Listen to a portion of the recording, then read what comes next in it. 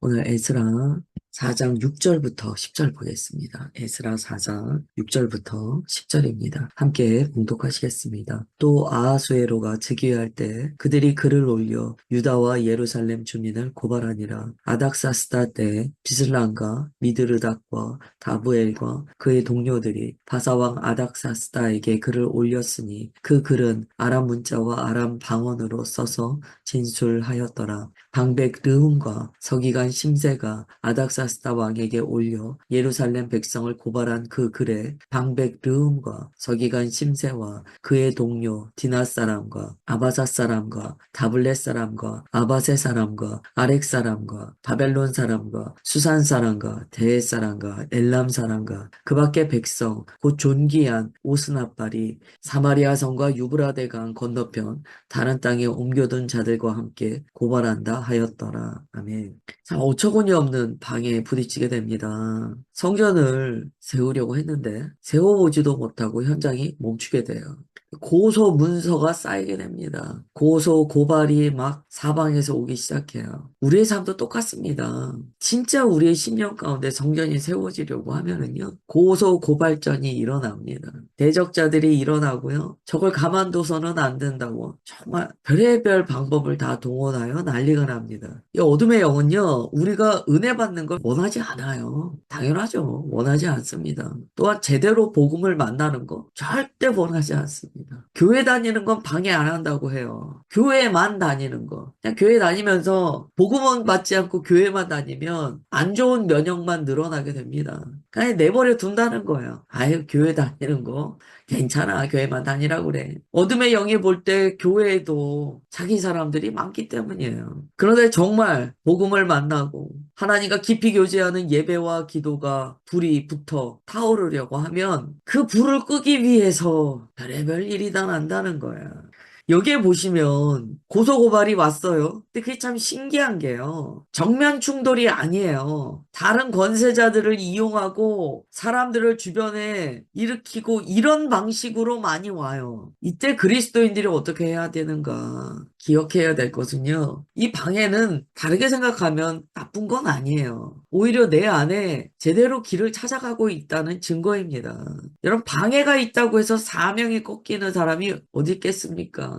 사명자는요, 방해가 있으면 더 타오릅니다. 진짜 그리스도인은요, 방해가 있으면 더 확실한 믿음으로 나아갑니다. 어둠의 영이 방해하는 것은요, 그만큼 확실하기 때문이에요. 조금 세세하게 보면 이 아하수에로 왕이 나옵니다. 이 크세르크세스 왕의 것이다라고 하죠. 3장에 성전의 기초를 놓았어요. 그리고 나서 이제 4장에 보면 왕이 바뀌어 있습니다. 그랬더니 대적자들이요, 정권이 바뀌니까 전 정권의 모든 결론은 다 엎어야 된다라는 식으로 가서 막 민원을 넣어요. 그 중에 하나가 저 이스라엘 사람들한테 성전을 재건하는 걸 허락한 거예요. 아, 그건 잘못됐다. 그 권위 없는 말이었다. 그 불법적인 거였다. 막 이런 식으로 얘기를 하는 거예요. 악의적인 민원을 넣기 시작합니다. 이것도 참 특징적인 게요. 그리스도인이 신앙생활을 잘 하다 보면은요, 주변에 뭐 지도자가 바뀌거나 환경이 바뀔 때가 있어요. 그때 무슨 일들이 일어나냐면 이런 일들이 일어나는 거예요.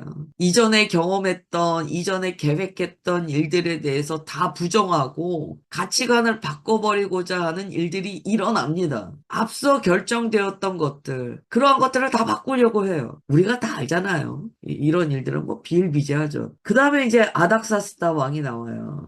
이때에는 아람 문자, 아람 말로 또 상소를 합니다. 계속해서 방해를 했다는 거예요. 이 7절이 좀 중요한 게 뭐냐면은요, 7절부터는 보면 구체적으로 어떤 공신력 있는 어떤 힘을 사용하기 시작했다는 거예요. 좀 더 강해졌다는 거예요. 하나님의 사람을 억압할 때요, 결국에 노리는 것은요, 법이에요. 법으로 핍박하면 제일 확실하다고 생각하기 때문이에요. 7절에 보면 점점 공신력을 더해서 핍박하고자 하는 형태를 띄었다라는 것을 나타내 줍니다. 그 다음에 8절부터 10절에 보면은요, 이제 관료 체계가 가동이 돼요. 그전에는 어떤 방해가 개인적인 방해나 약간 작은 규모의 고발 요 정도였다면 점점 이게 공식화되고 커져요. 8절부터 10절에 보면은요, 관료들이 움직여요. 7절에서 보면 공신력이 있는 힘을 이용하려고 하잖아요. 그리고 나서 보니까 8절부터 10절에 보면 관료들이 실질적으로 일어나서 핍박하려고 합니다.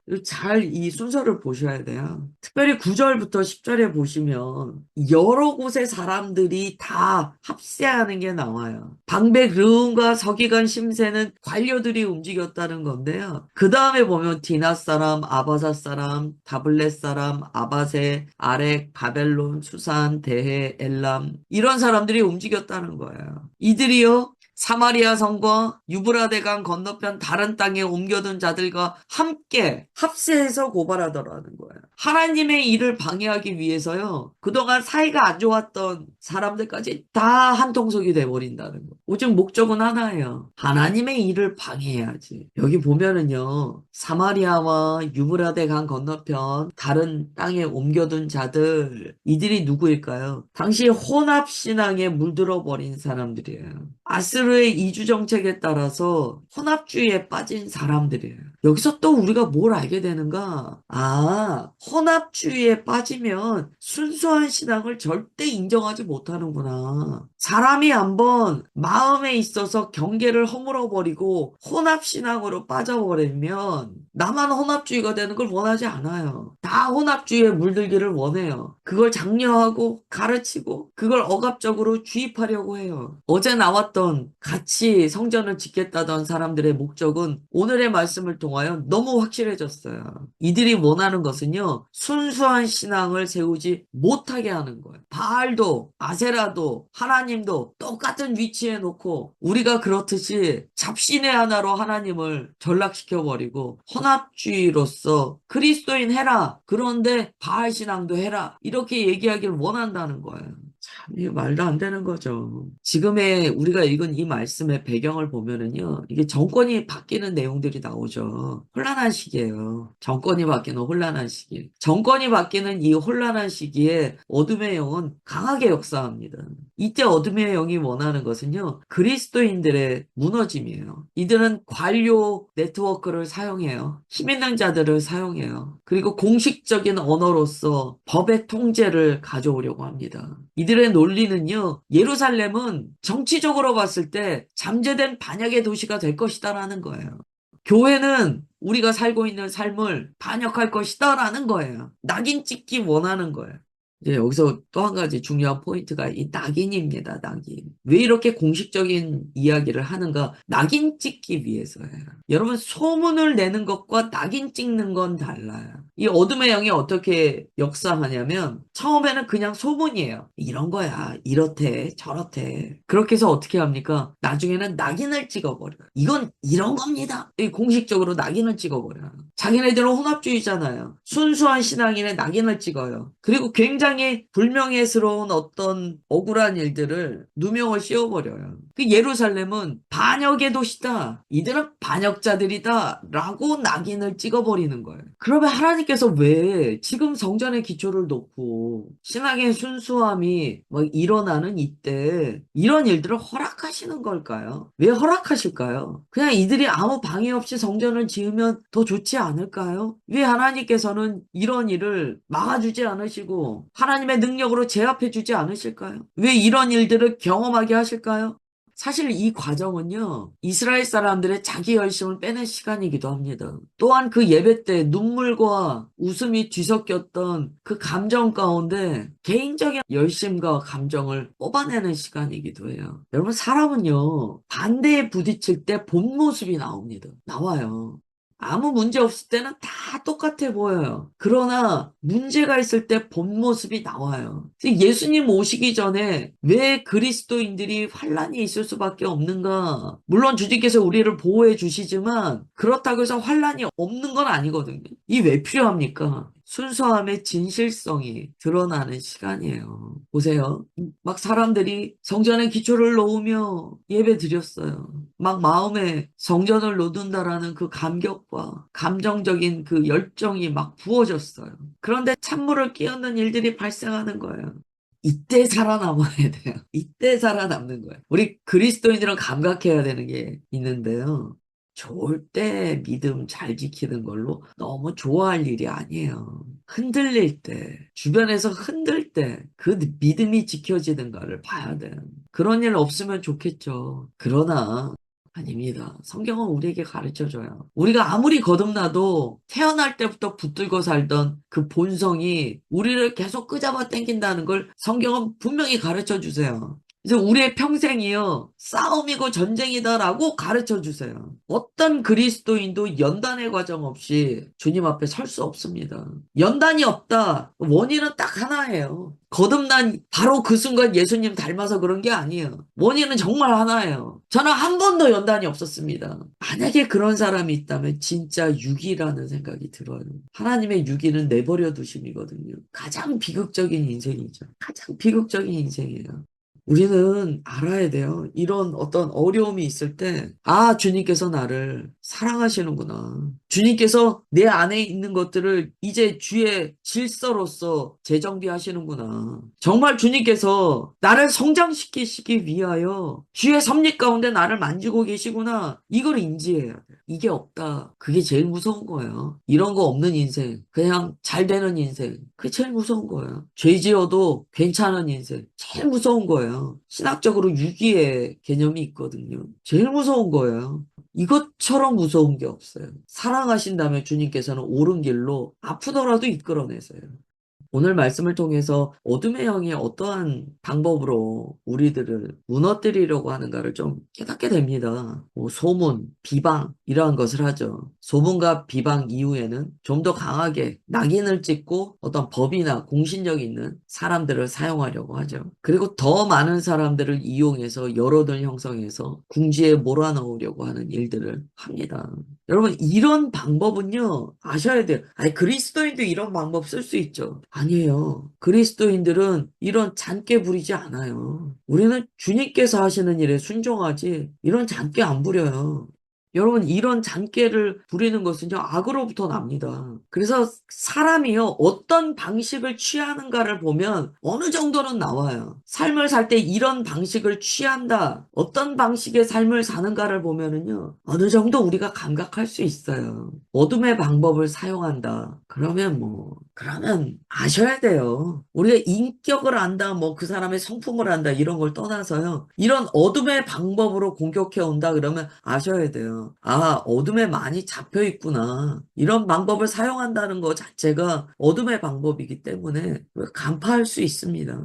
오늘 말씀을 통하여 우리가 점검해야 될 것. 나는, 또한 우리 교회는 지금 어떠한 방해와 지연을 경험하고 있는가? 만약에 그렇다면 이것을 어떻게 해석해야 되는가? 이걸 좀 우리가 마음으로 깊이 생각해야 됩니다. 그저, 아, 이런 일이 있네. 큰일 났네. 이럴 게 아니에요. 내 주변에 일어나고 있는 일들이 무엇인가를 성경을 통하여 우리는 해석할 수 있어야 됩니다.